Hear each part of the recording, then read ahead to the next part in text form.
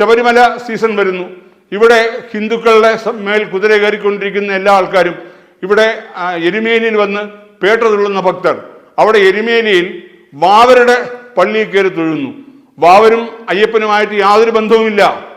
വാവരെന്ന് പള്ളി പോലും അല്ല, പള്ളിയുടെ പേര് പോലും വേറെയാണ്.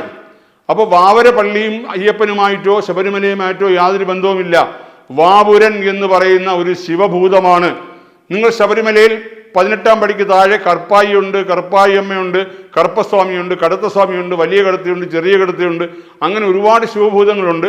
അത്തരം ശിവഭൂതങ്ങളിൽ ഒന്ന് മാത്രമാണ് വാവുരൻ. അതിനെ ആരൊക്കെയോ ചേർന്ന് വാവരാക്കി മാറ്റിയതാണ്. വാവര് പള്ളിയും ശബരിമലയുമായിട്ട് യാതൊരു ബന്ധവുമില്ല.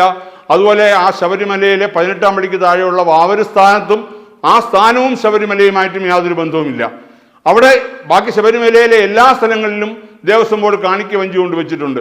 എന്തുകൊണ്ട് വാവരുടെ നടയിൽ കാണിക്ക വഞ്ചി വെക്കുന്നില്ല?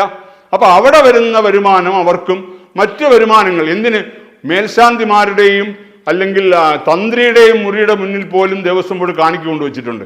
അവർക്ക് കിട്ടുന്ന ദക്ഷിണയിൽ പോലും ദേവസ്വം ബോർഡ് പിടിച്ചു പറിക്കുമ്പോൾ ഈ വാവര നടയിൽ എന്തുകൊണ്ട് കാണിക്ക വെക്കുന്നില്ല?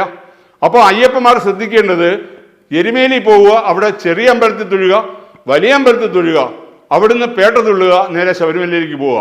അല്ല പമ്പ വഴി വരുന്നവർ നേരെ ശബരിമലയിൽ എത്തുക. വാവര് സ്ഥാനത്ത് തൊഴേണ്ട കാര്യമില്ല. അവിടെ പടി കയറുന്നതിന് മുമ്പായിട്ട് വാവരൻ എന്ന ശിവഭൂതത്തെ മനസ്സിലൊന്ന് സങ്കല്പിക്കുക. അവിടെ വലിയ കടുത്തയും ചെറിയ കടുത്തയും കറുപ്പായി അമ്മയും കറുപ്പസ്വാമിയും എല്ലാം ദർശനം നടത്തിയിട്ട് 18-ാം പടി ചവിട്ടി ഭഗവാനെ തൊഴുക.